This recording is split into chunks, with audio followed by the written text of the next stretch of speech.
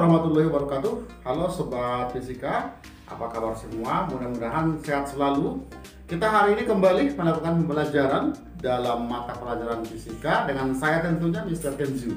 Oke baik, adapun materi yang akan kita bahas pada hari ini masih dalam materi bunyi, tepatnya adalah interferensi bunyi dan pelayangan. Oke baik, langsung saja kita lihat yang pertama, yaitu apa yang dimaksud dengan interferensi bunyi. Interferensi bunyi kalau kita coba definisikan, ini adalah penggabungan atau penjumlahan dua bunyi atau lebih. Jadi interferensi bunyi Sobat Fisika adalah penggabungan atau penjumlahan dua bunyi atau lebih. Nah misalkan ya, di sini ada dua sumber bunyi, kita bunyikan bersama-sama. Kemudian ada seorang pendengar ya sebagai pengamatnya, maka tentunya nantinya bunyi yang dihasilkan oleh kedua sumber bunyi ini akan sampai ke pendengar tersebut dengan lintasan yang berbeda. Misalkan sama dengan yang pertama ini lintasannya S1, sedangkan yang kedua adalah S2. Nah tentunya bunyi yang didengarkan oleh pendengar di sini sobat adalah perpaduan atau penggabungan dari kedua sumber bunyi tadi. Nah apa hasil daripada penjumlahan atau penggabungan dari dua bunyi atau lebih? Maka hasilnya yang pertama akan terjadi interferensi maksimum. Maksudnya apa? Berarti suaranya atau bunyi yang didengarkan oleh pendengar itu makin nyaring. Nah kemudian yang kedua bisa juga terjadi adalah interferensi minimum. Artinya bunyi yang didengarkan oleh pendengar dari kedua sumber bunyi itu justru makin lemah. Nah jadi hasil interferensi itu ada dua, jadi maksimum dan minimum.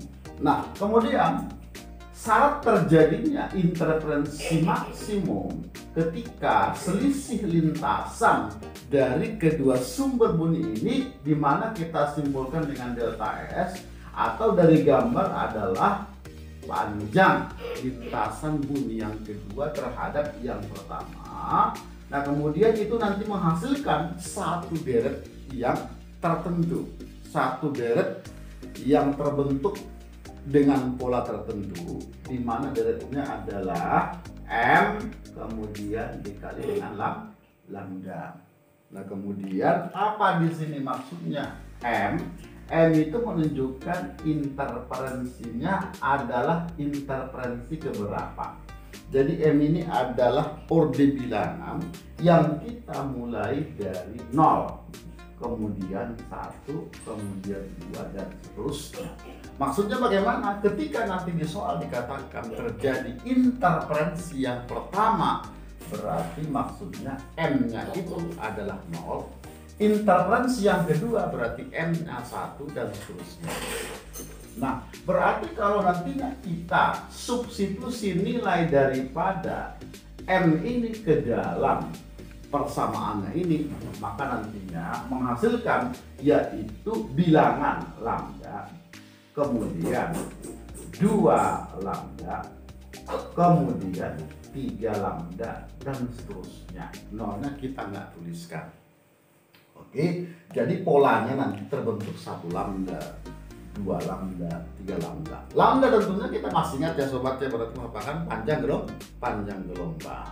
Oke, jadi kalau interferensi maksimum terbentuk ketika ya hasil selisih panjang lintasan kedua sumber bunyi itu membentuk bilangan 1 lambda, 2 lambda, 3 lambda, dan seterusnya.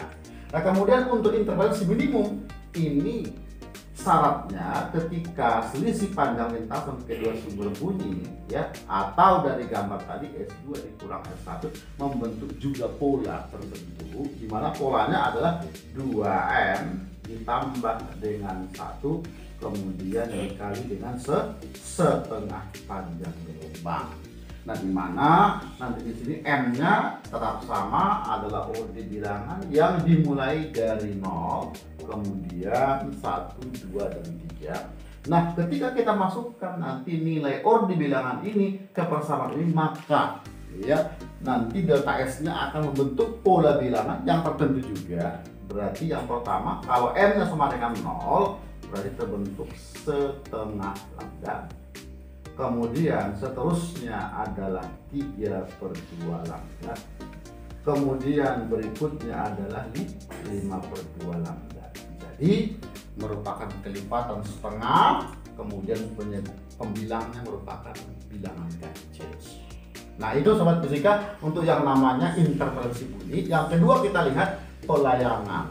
Apa itu pelayangan? Pelayangan itu adalah pengerasan atau penguatan atau juga merupakan pelemahan, ya, atau pengurangan dari bunyi. Akibat apa? Kenapa terjadi pengerasan? Nah, kenapa terjadi pelemahan bunyi? Karena ada dua sumber bunyi saat itu yang berbunyi bersama-sama dengan frekuensi yang berbeda. Nah, misalkan nantinya kita punya dua sumber bunyi, kita bunyikan bersama-sama, kemudian memiliki frekuensi yang berbeda. Nah, ini nantinya ada seorang pendengar mengamatinya. Nah, tentunya nantinya hasilnya itu nanti suara yang didengarkan itu kadang-kadang keras, kadang-kadang dia lemah. Itulah namanya pelayangan. Nah, untuk menentukan nanti berapa besarnya frekuensi layangan, tinggal kita kurangkan saja, yaitu frekuensi dari sumber bunyi yang lebih besar dikurangi dengan frekuensi sumber bunyi yang lebih kecil. Misalkan nanti di sini nilai daripada frekuensi bunyi yang pertama ini lebih besar ya daripada yang kedua. Maka nantinya bisa kita katakan di sini berarti frekuensi layangannya adalah F1 dikurangi dengan F2. Nah, ini yang disebut dengan frekuensi layangan. Jadi saya coba tuliskan dulu bahwa FL tadi menunjukkan yaitu frekuensi, yaitu layangan. Tadi sobat cukup kurangkan yaitu frekuensi dari dua sumber bunyi tersebut, yang mengurang adalah yang paling besar. Nah, kemudian sobat fisika itu materi yang kita bahas pada hari ini. Nah, sekarang coba dulu kita lihat satu contoh soal dulu ya. Nah, yang pertama, jika bunyi terlemah ya. Jadi ingat di sini kata kuncinya bunyi terlemah yang didengar ya saat ya selisih kedua lintasan dua sumber bunyi itu membentuk pola, yaitu 20 cm, 60 dan 100 cm. Maka ditanya, tentukan frekuensi jika kecepatan rambat bunyinya 340 meter per second. Nah, sobat fisika ya. Nah, kalau kita ingin menentukan frekuensi dari pembahasan kita pada video sebelumnya, itu kan formulanya adalah kecepatan kemudian dibagi dengan panjang gelombang. Nah, di sini kecepatannya sudah diketahui di soal, tinggal kita cari panjang gelombangnya. Panjang gelombang tentunya kita akan cari dari peristiwa soal ini adalah peristiwa interferensi ya. Nah, sebelumnya kita harus tahu dulu ini interferensinya apakah maksimum atau minimum. Nah, di sini ada satu kata yang menunjukkan bahwa yang terjadi adalah interferensi minimum, terlemah. Jadi terlemah itu berarti maksudnya adalah interferensi minimum. Nah, berarti di sini berturut-turut selisih panjang lintasannya 20, 60 dan 100. Jadi yang manapun nanti sobat gunakan ini ya, yang mana digunakan nanti selisih panjang lintasannya ini 20 kah, 60 atau 100, itu nanti pasti hasilnya sama untuk panjang gelombangnya. Nah, di sini coba kita pakai dulu untuk yang pertama dulu ya. Berarti untuk yang bilangan pertama tadi di soal dikatakan tadi bahwa delta S itu ya rumusnya tadi kalau minimum ya berarti sama dengan 2M ditambah 1 kemudian dikali dengan setengah lambda. Itu tadi syaratnya tadi agar terjadi yang namanya interferensi minimum. Nah, karena yang kita gunakan adalah interferensi yang pertama, berarti kalau interferensi yang pertama itu berarti M-nya berapa sobat? Berarti sama dengan 0 ya. Tadi kita masukkan yaitu delta S-nya tadi 20 ya. 20 Kemudian ini tentunya hasilnya adalah setengah lambda. Nah, dari sini sobat fisika kita dapatkan nilai lambdanya sama dengan 2 dikali 20 berarti 40 cm ya. Atau dalam meter berarti sama dengan 0,4 meter ya.